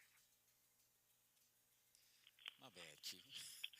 Forecasters throughout the country are issuing warnings that another round of winter weather could complicate travel leading up to Thanksgiving holiday, while California and Washington State continue to recover from storm damage and power outages. In California, where a person was found dead in a vehicle submerged in floodwaters on Saturday, authorities braced for more precipitation while grappling with flooding and small landslides. Let's go and find out what our holiday forecast is going to look like, starting with today, as many people are off for the holiday weekend. My good friend Andy Tinkler, meteorologist with the National Weather Service out of Lake Charles, joins us. Hey, Andy, how you doing today? Good morning. I'm doing well. Man, it's like both sides of the country, the left or the west and the right, the east, dealing with a lot of weather that's going to complicate the holiday travel season. Yeah, they are. There's quite a bit of systems moving across the country. We actually will have a few fronts move through the region down here over the next week. Thankfully for us, though, we're not really expecting much in the way of severe weather. We'll have a front move through this evening across central Louisiana, but we're only expecting a few showers. However, this will cool the temperatures down for tomorrow, and that will be brief. We have another front coming through Thursday. That, however, will cool us down quite a bit for Thursday afternoon and through the weekend. There may be a few thunderstorms with that front, but not really much in the way of severe weather to speak of at this time. Well, I'll take the cold weather because it's nothing like eating turkey and going outside and getting a breath of nice, crisp, cool air. So I would definitely welcome that on Thursday, on Thanksgiving Day. And, of course, for many people who are going to be traveling down to New Orleans for the Bayou Classic weekend, there's going to be some precipitation, look like in the forecast for our region for that weekend. Actually, the weekend looks pretty good. It's going to be kind of chilly. We may have a few showers and storms around Thursday, but really the main weather story for the weekend could be a potential light freeze for a couple of mornings from Friday through about Monday. Mm-hmm. Otherwise, it's really not much in the way of any type of precip, just chilly. Well, and that's how I want it, and some good chilly weather as well. Thanks a lot, Andy. You have a good one, man. We appreciate you. You're welcome. You have a good one, too. You too, sir. Andy Tinkler, meteorologist with the National Weather Service, with your Monday, November the 25th. Hello, fellow Americans. Now is the time to see your exact tax president, H. Wendell Isidore. President Isidore has been doing taxes for more than 3 decades, more than 20 years at the same location at 2005 Suite B, Lee Street, next to M&M Meats in Alexandria. As your exact tax president, he was able to get his supporters more than $100 million in refunds over the course of the last few years. Listen up, tax filers. Your exact tax president, H. Wendell Isidore, is dedicated and will provide all of his constituents with auto protection at no charge. Not to mention, H. Wendell Isidore was voted Who is Who Professional of the Year for Tax Business Services the last several years. File with him, and you can register to win more than $50,000 in prizes, including a new car with tax title and license paid for. So if you want your taxes done right, on time, with the most easy advance refunds approved and dispersed within hours, Exact Tax, located at 2000 Lee Street, Suite B, next to M&M Meats in Alexandria, is where you want to go. The number to call your Exact Tax president is 318-483-6453. That's 318-483-6453. I'm H. Isidore, the tax president, and I approve this message. Hello everyone, this is Caden Johnson, your lunch menu kid. Start your day with me, Caden Johnson, on Eyes Open with Tony Brown right here on the new FM 107.5 The Vibe and 11:10 a.m. KTTP. I also hope your children begin their day with the kids' prayer. Join me every Monday through Friday on Eyes Open with my Uncle Tony Brown for What's Up for Breakfast and Lunch in Rapides Parish Schools. Listen live every weekday morning at 6 a.m. for Eyes Open with Tony Brown Radio Show. The KTTP app allows you to listen to the best of old school R&B and today's hit 24/7, all day, every day, with the KTTP app available now in the App Store or Google Play.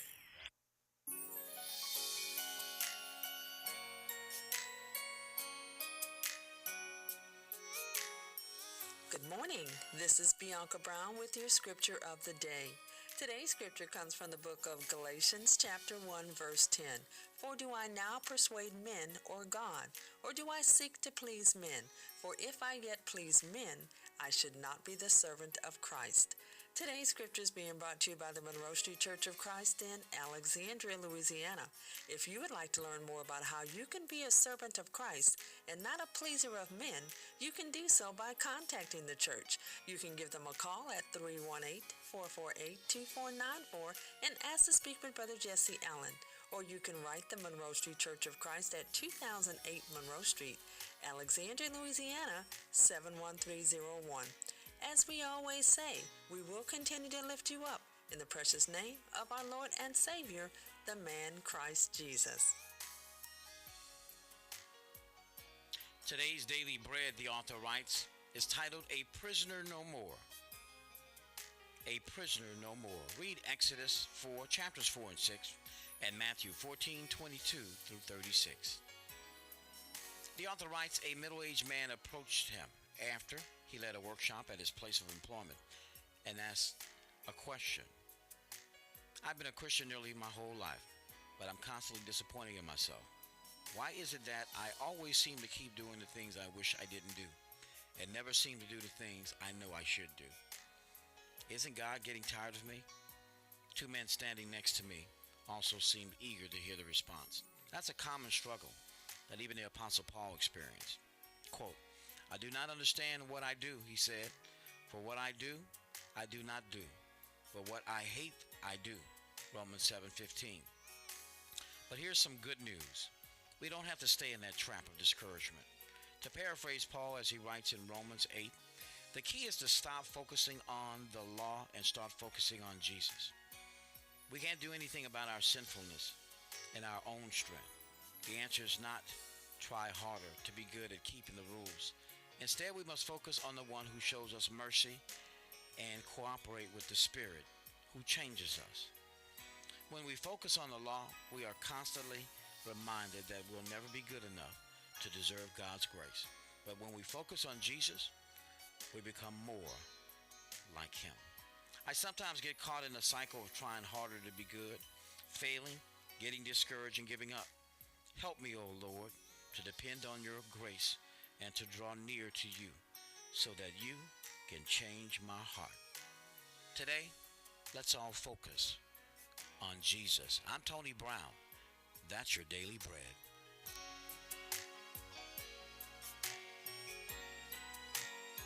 Eyes Open with Tony Brown and a hot cup of coffee. An informative and positive way to start your day.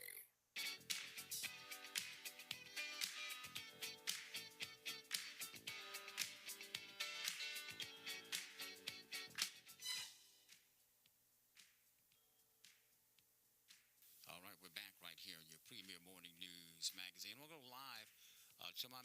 In fact, I don't even know where he is. He's all over America as him and of course his boss traverse the entire nation. Going to and fro, exposing unrighteousness and defending those who are afraid or who feel hopeless, and certainly those who have been have loved ones who've been wrongfully killed, primarily at the hands of police. I want to go live to my good friend, author Silky Slim Reed, and of course, this is our segment called Silky Says. Silk, always a pleasure, and welcome back, my friend. Good morning. Silk, welcome back, my friend. Good morning. Thank you for having me, Jack. How are you doing? Oh man, always a pleasure. I think last time I saw you or heard about you, because I do follow you on Facebook. We're friends. You might have been in Philadelphia. I think last time that that I saw you, or at least talked to you, or saw you on Facebook, you were in Philadelphia. I think. Am I right in saying that, or was it the West Coast? I don't know. I've been in San Francisco for the past week. There it is. With the premiere of the documentary in San Francisco, which turned out to be one of the biggest events that we have had for this documentary because of the amount of street groups that we were able to bring to the table on one day and be in the same house with two theaters and nothing take place. So I think that was a beautiful event that we had. San Francisco, the Bay Area, shown a lot of respect and love for what it is that we do. Let me ask you this, Silk. As you've been premiering and debuting a movie all across primarily huge urban sectors, you had the L.A. premiere, you had the New York premiere, you've had the Baton Rouge premiere in your hometown. The people who are attending your premieres in these sectors, what sort of people are these? Who are we talking about? People of all ages? We talking about former gang members, people who are social activists? Who are we talking about? Who's going to see this thing? Because everybody who sees it is loving it. I think that we've been blessed to have a diverse group of individuals to come out because while we're attracting individuals that may still be connected to the streets, we're also attracting those that are trying to get them out of the streets and make a difference in the change into their lives. So we've been attracting a very diverse group of individuals every time that we have this film. Judges, lawyers, all kind of people, mayors. So it's been a beautiful experience to have all of those people come to the table at the exact same time to view something that God gave birth to inside of my mind.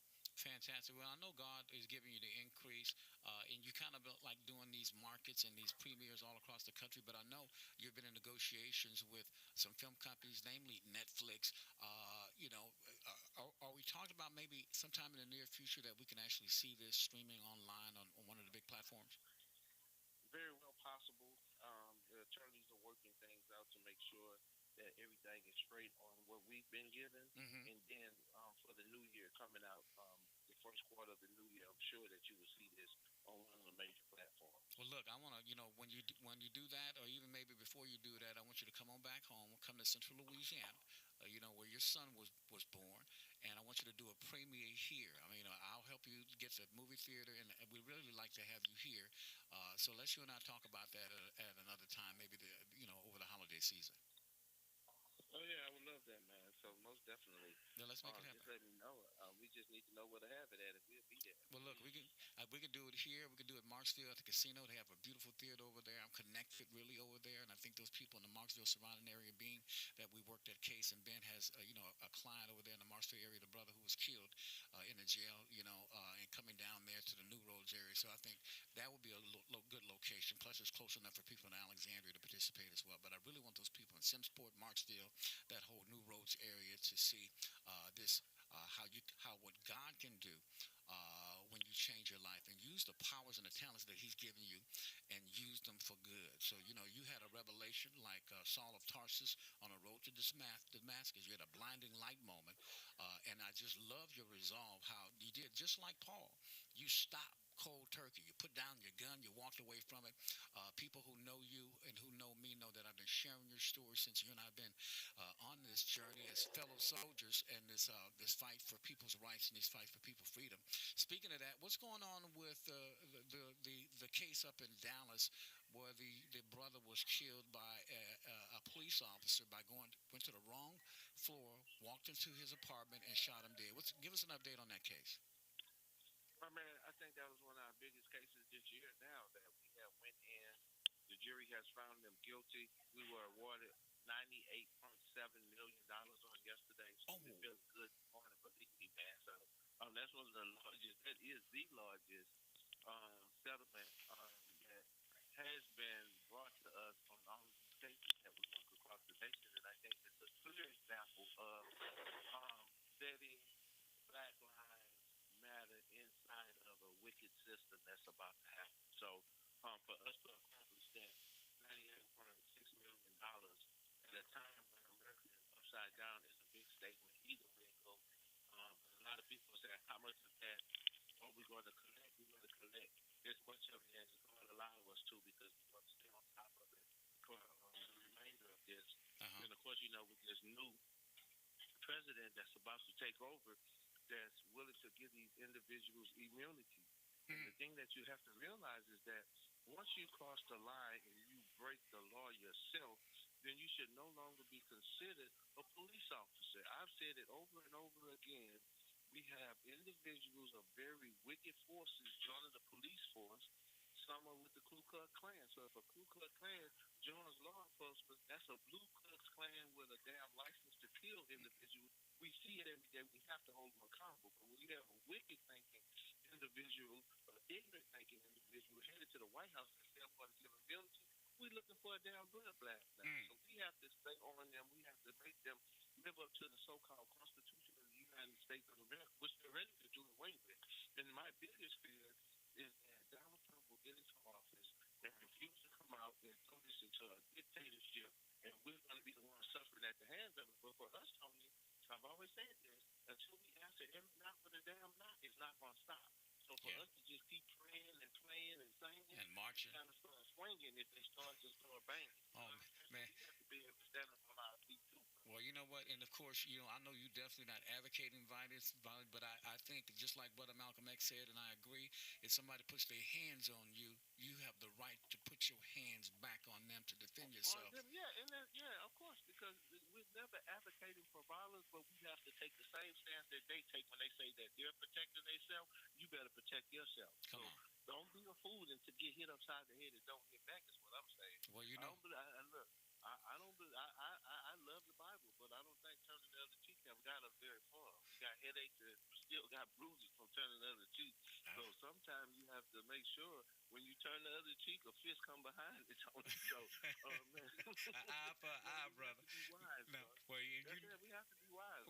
Somebody texted me from D.C. yesterday and said, man, I have street cred. I said, why is that? I said, because you suffered from the harsh blows of institutionalized inequality at the hands of police. Of course, what happened in the movie theater. Cop tackled me, broke my leg in 2 spots, but ultimately he lost his job. And of course, I had a peaceful trip all the way to the bank as a result of it. So I'll leave that what it is. But $98 million, man, that's huge. That $98.6 million. Oh my God, that's yeah.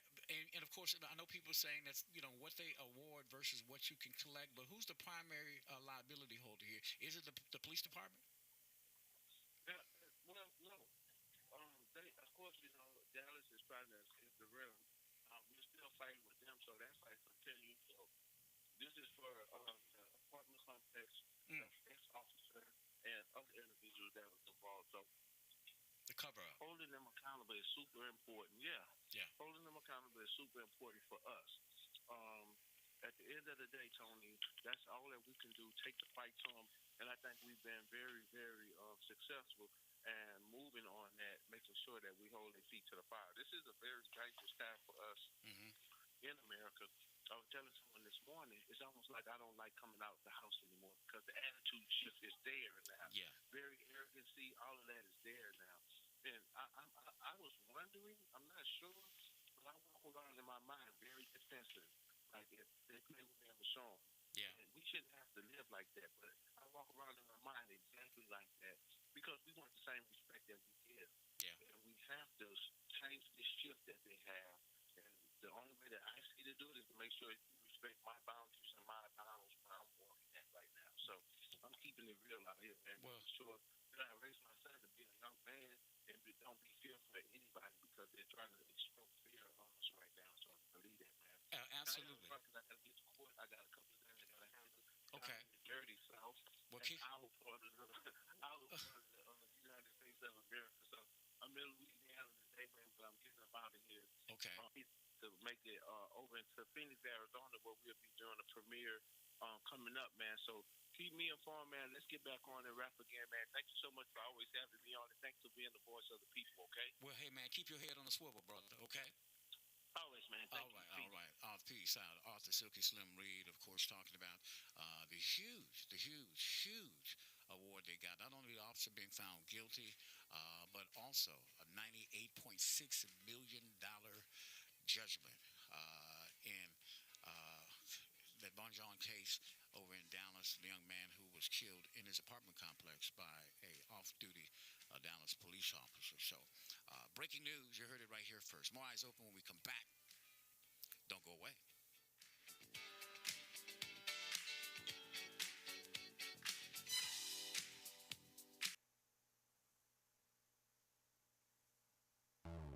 Thanks for tuning in to Eyes Open with Tony Brown. The show airs daily, Monday through Friday, from 6 a.m. until 9 a.m. right here on the new KTTP 1110 AM, Alexandria, Pineville. You can also listen live on our website at www.thenewkttp.com. To contact Mr. Brown or to report a concern in your community, or maybe you would like to advertise on the Eyes Open Radio Network, please do so via email at eyesopen.tbrown@yahoo.com or by mail at Eyes Open Productions LLC, P.O. Box 13667, Alexandria, Louisiana 71315.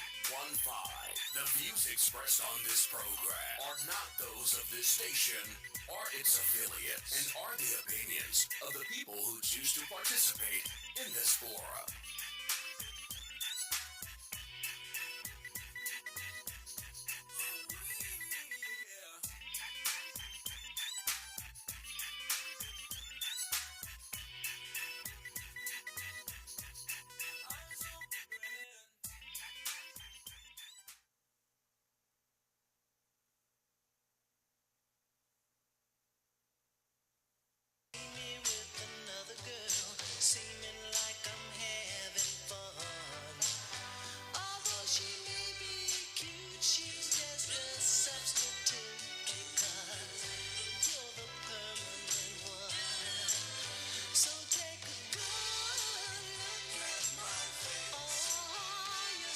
Smile.